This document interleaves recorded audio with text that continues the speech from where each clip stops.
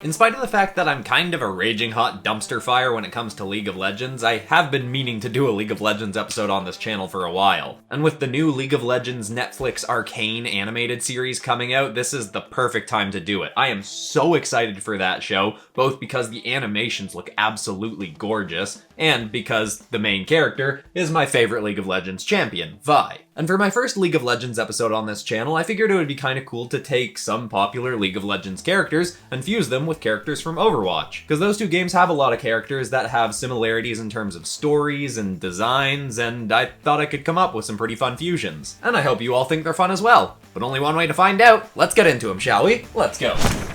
Hit like if you want. Subscribe if you feel like. But either way, enjoy the show. Vi Ugandimu was born into untold riches, the first daughter of parents who ran the largest hex-tech weapons manufacturer in the world.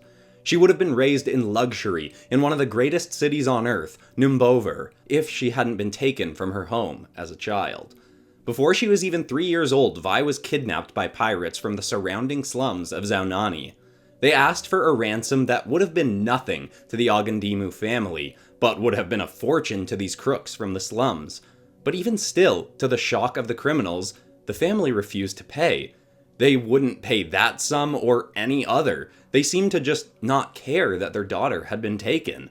The crooks were left stupefied by the outcome, now having a young child with them that they could get no gain from. They panicked and left her in the streets of the slums. Crying and alone, she'd soon be found and taken in to the local orphanage, where she'd grow up a very troubled child. She'd be quick to fight anyone who looked at her the wrong way, and quickly got a reputation of a kid not to be messed with. She had an ocean of anger fueling her as she grew up hearing murmurs and stories about how she'd ended up in the slums instead of in the near-royal life she could have had in the big city. All the while, growing up, she'd been watched over from afar by a local tavern owner and an underground weapons dealer named Vander Idayami. When Vi started committing petty robberies and easily getting away with them due to her brutality and fast feet, he deemed her ready for a business proposal.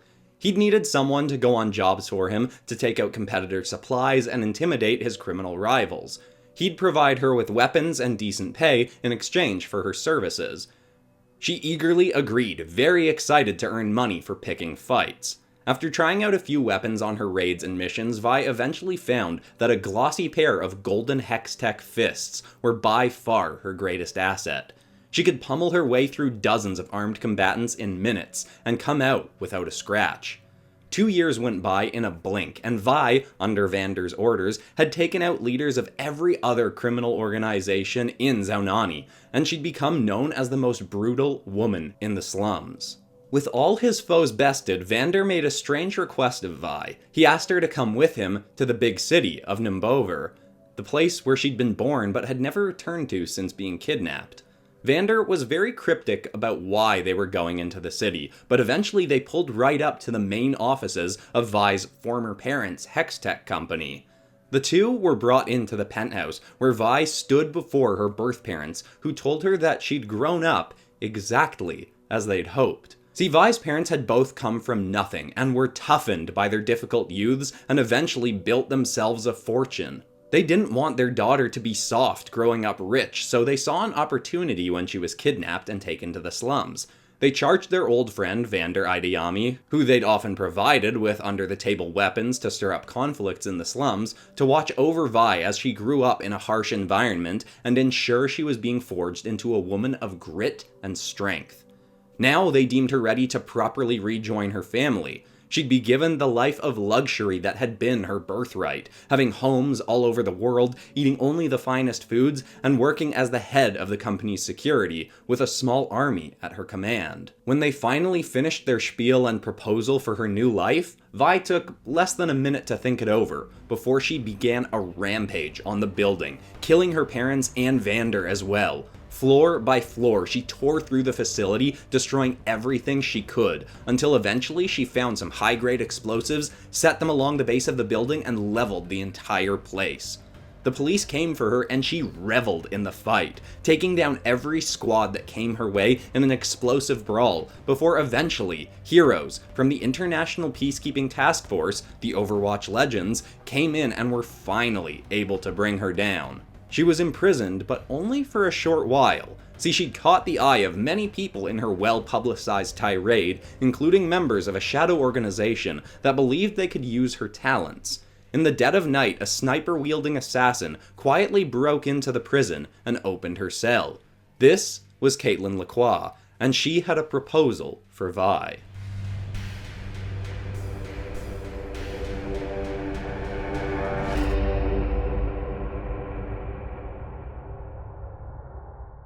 Powder Fox had grown up as a very skilled tinkerer and inventor. Her distant parents owned a scrapyard in the Australian outback, and she was constantly taking things apart and rebuilding them into toys or gadgets, then eventually into weapons. Little did Powder know that her reckless parents had plenty of heavily irradiated junk in their yard that slowly warped Powder's young mind. That, combined with her parents' total disregard for her well-being and safety, drove the girl to grow up a little bit mad. After inventing a wide array of explosives and weaponry, she fixed up an old Jeep and left home for good, with no intention to ever return. She enjoyed the freedom of the road, but quickly realized if she was going to survive, she needed some cash. That started her on what became the longest crime spree in Australian history, utilizing her wide range of gadgets to rob banks and wealthy estates, and any place she imagined might have a significant amount of money or jewels to take.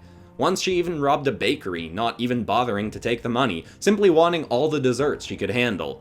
Eventually, the heat on her became too much to evade, so she fled the country and took her spree internationally. Soon she was wanted in France, England, Brazil, and an array of other countries where she'd either stolen significant amounts of money or just straight up wreaked havoc, vandalizing national landmarks with her signature fluorescent purple spray paint and destroying really whatever rubbed her the wrong way. Eventually she found herself in the wealthy African city of Numbover, where near every building was stuffed with cash and goodies for her to rob. Plus, the nearby slums of Zaunani made for a perfect place to escape to, as the streets were maze-like, and she found that the people there were used to keeping their mouths shut to any big city authorities that came looking for criminals. This became Fox's new home for quite some time.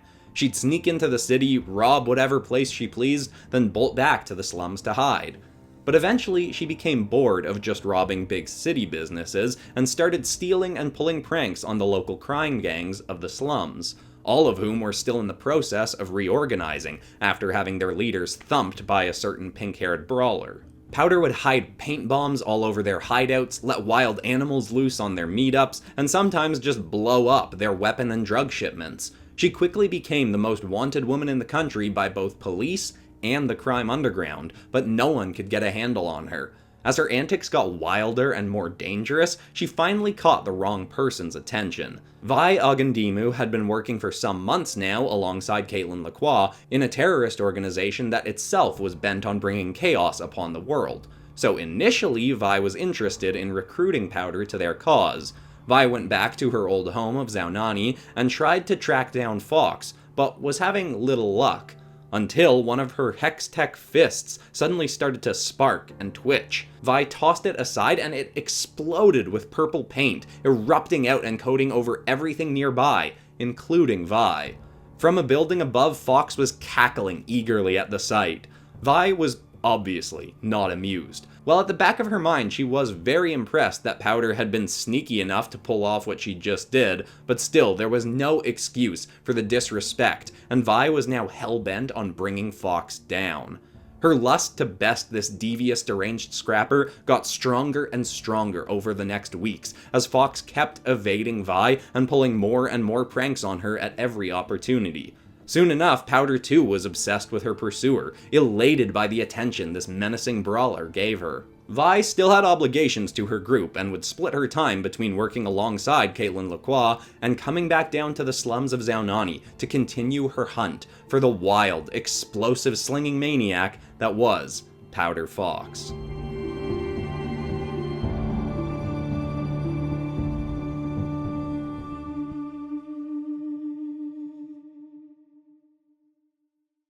Yasuo Shimada never took much interest in the happenings of his village. His home was on the outskirts of society in Japan, and Yasuo was always much more interested in life in the bigger cities. He'd often sneak away to go explore arcades and malls and the streets of the far more technologically advanced areas around them.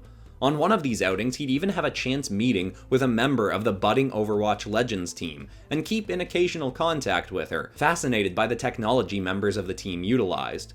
There was little holding Yasuo to his home village. Few people there had much respect for him, and he often felt like an outcast. He was the youngest brother of the village leader, but seen as a far inferior potential leader for the village to his brother, Yon Shimada. Yon was far more willing to take on responsibilities in the village, and had a yearning to lead that Yasuo just never had. Still, even with their differing interests, the brothers were incredibly close, and it was Yasuo's relationship with Yon that kept him from fleeing the village and setting off for a new life elsewhere. Yasuo even agreed to train in combat alongside his brother. While he hadn't initially been that interested, it was soon found that Yasuo was a natural with a blade, even able to master an ancient elemental technique passed down through the village elders that allowed him to control the dragon winds. Finally, through his training, those in the village started to see him as a potential asset to their people. When Yasuo and Yon's mother passed away, leadership of the village went to Yon. But the other elders wanted Yasuo to take on more responsibility as well, and become the head of the village guard. Even with his adept skills with a blade, Yasuo had no interest. He wanted the freedom to come and go so he could continue to explore what else the world had to offer. Tensions grew over the next months as more and more pressure was put on Yon to force his brother into becoming a bigger part of the village, and Yasuo just having less and less interest. His brother constantly trying to push him into a position he didn't want was making Yasuo feel even more distant from a village that he'd never felt that connected to in the first place. Eventually, it got to a point where he was ready to leave for good. In the night, he'd packed up his things and left a note on his bed for Yon, but by the time he got to the outskirts of the village, Yon had caught up to him in a rage. He was ashamed that his brother was willing to abandon their people, and he drew his blade on Yasuo.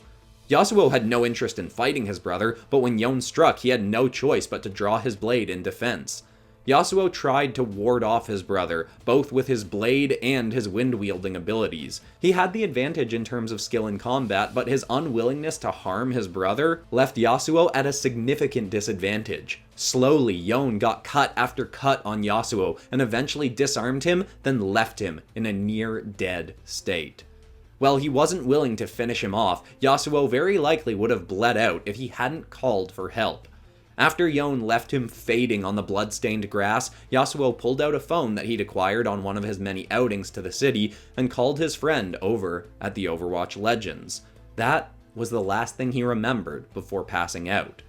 When he came to, he was in a Legends facility and his body had been completely altered. Some of his limbs had been replaced with cybernetic enhancements, and to his surprise, despite having been near dead days ago, he felt more alive than ever. He quickly made friends with the team and took on a life far more in line with what he'd hoped to live.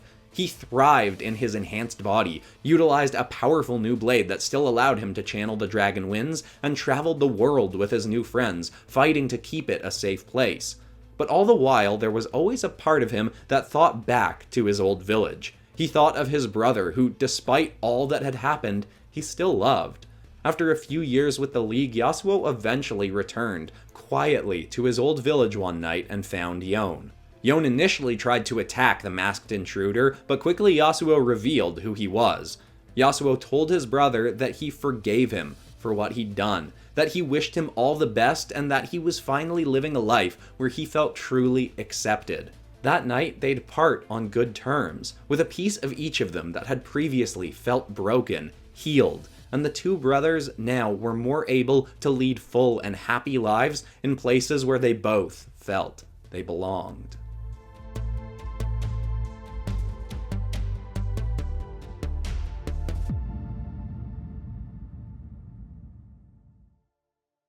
There we have it, I've finally done a League of Legends episode, and my first Overwatch episode in a while. It's been quite some time. I was actually gonna do 4 characters for this episode, but once I got 3 done, I was like, oh, I definitely do not have time for a 4th one. But I'd rather do 3 good ones than 4 kind of meh ones, you know? Anyway, if you're new to the channel and you want more video game kinds of stuff, I've got a whole playlist full of video game focused episodes. I've taken Nintendo characters and turned them into Spider-Man villains. I've taken famous video game characters and turned them into dinosaurs, and there's another dinosaur episode coming up on Monday, with of course Champagne McGregor narrating, but don't worry, he didn't take his job back. You'll see how I framed it differently this time. Anyway, besides that, that's all for today, but I wanted to end this episode a little bit differently from how I usually end things. Going forward, instead of that repetitive spiel that I usually do at the end, I want to try and add a little bit of extra positivity into people's days. Because from reading and listening to tons of different books on positivity, optimism, psychology, spirituality, neuroscience, all these kinds of things, one of the universal lessons I've realized is that the more positive, uplifting, hopeful things that you work into your day, or as I like to kind of frame it, the more you marinate your mind in positive stuff throughout the day instead of negative stuff. So watching, reading, listening to, talking to people that help you be happier, more inspired and encouraged and see the world as a kinder place. Over time, your subconscious mind is going to more regularly default to thinking positive thoughts and you'll just be happier. So gonna end my episodes on a little bit of positive mind marinating from now on. And for today, I think the idea is just think about one thing from your day to day that you read, watched, or listened to that made you feel like the world was a better place, or made you happier, or made you feel excited. Take that one thought and really let it sink in. Just sit with it for a moment and feel the excitement or joy or happiness or calmness that it brought you. Feel it again. Anyway, now that's all for today. I love you all and goodbye.